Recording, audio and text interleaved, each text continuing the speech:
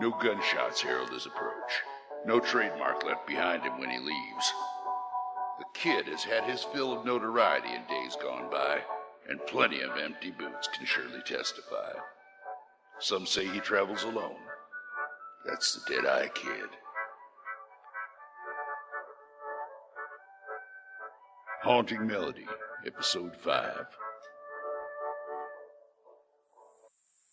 Be careful! What did you do that for? I'm shooting the ghosts. That's why you gotta hold real still. You nearly hit me. The Wishwells are drawing nearer. Good. What's that? You said you wouldn't hurt her. Is that blood? That's just splinters. Stay back. No! No! Oh! Ow! Two with one shot. Oh, my. Mr. Cartland, hold your wife. Mr. Baker? Yes? You got any doctrine? Yes. I'll check on them. No! What the devil you doing here, Wishwell? Stay back there. Let the doctor do his business. Wallace, damn you sidewinder. You are a dead man.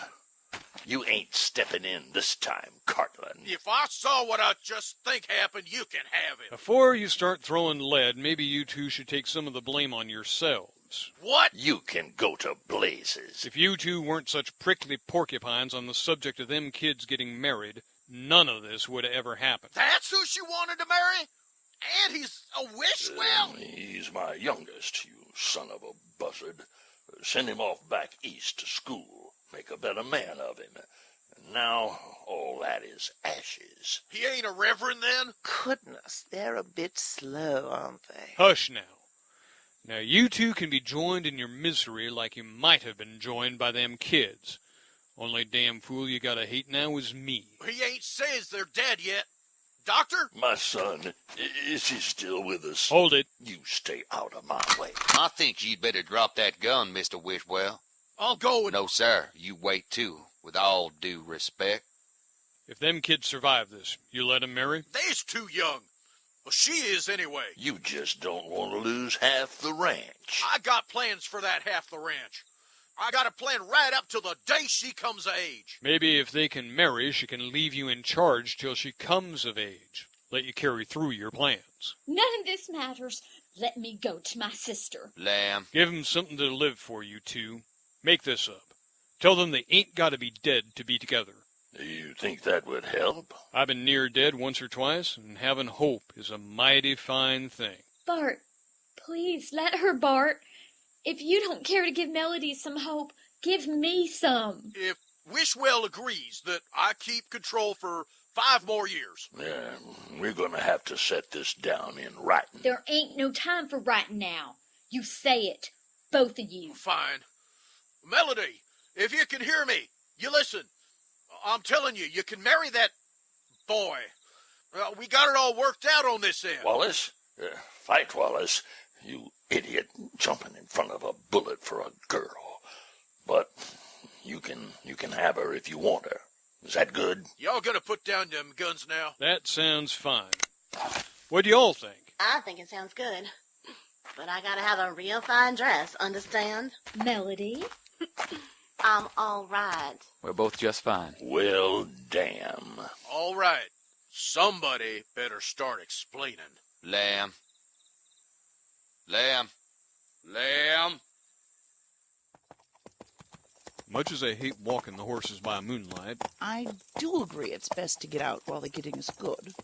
Do you think they will keep their promises? got witnesses enough between Baker and Red. Whatever happened to Hank? That was probably me. I think I suspected his belt buckled too loudly, and he took fright. Paid to tell a tale? Yep. Do you think you did the right thing? Right by who? By whom? Right by which one of them? Cartland was a beast, but he was not entirely in the wrong. And now... Now the problem is settled. They don't need no more help. But was it the right answer? Whom's to say? Why you having such a pet about this anyhow? Well, As much as I rather sympathize with the young lady, being kept under the thumb of a tyrannical in-law, Just spit it out. she was behaving rather badly, and yet still got her way. Throughout all history, girls been behaving badly to get their way. It's natural. Men as well. Yep. But when a man behaves badly, folks tend to get hurt. Back there, you went from Solomon to Aeschylus in one step. I'm impressed. What are you jabbering on about? It was rather like Romeo and Juliet, was it not? Maybe just a little. You ever done any of them plays? Oh, yes. School. You gotta be the one in the dress, like you were saying? You got a voice that could pass. Oh, no. Actually, I often was the lead. I even played Romeo. Rather good at learning lines, I was. Of course, someone always had to put on the dress.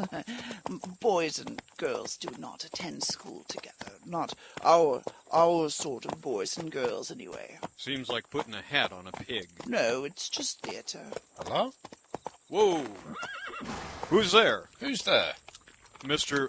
Dr. Baker? The one and only. Why ain't you still back there? I felt my welcome was about as worn out as it could get. When I saw you slipping away, I had this idea you felt much the same.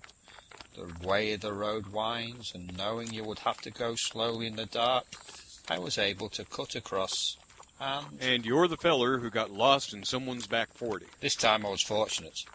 So, you have a spare horse there. Perhaps I could cadge you right to town. And we leave the way we arrived. Give me a minute to shift some packs.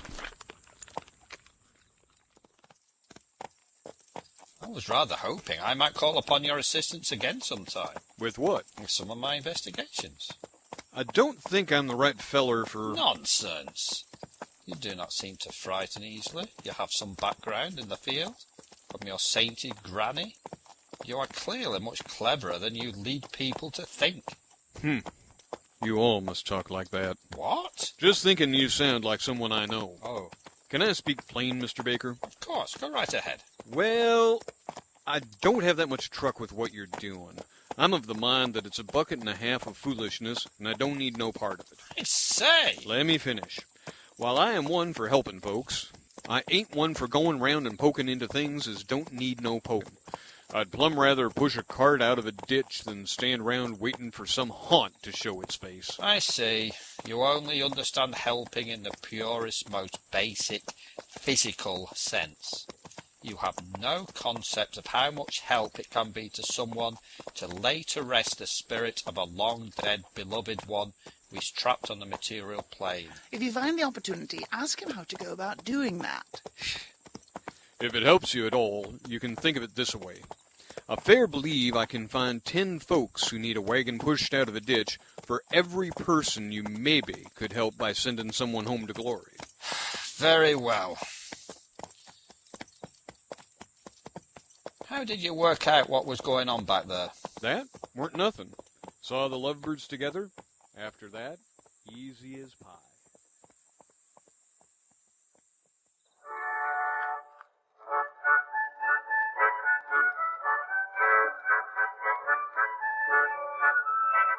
The lonely cowboy cliché, always riding out, heading yonder.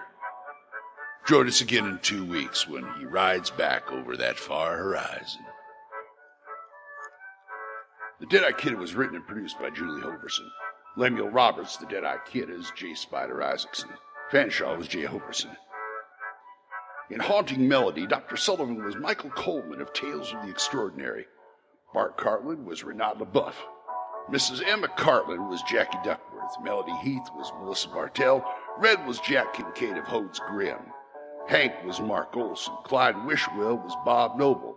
And Mr. Baker was Paul Green, author of the Encyclopedia of Weird Westerns at weirdwesterns.wordpress.com.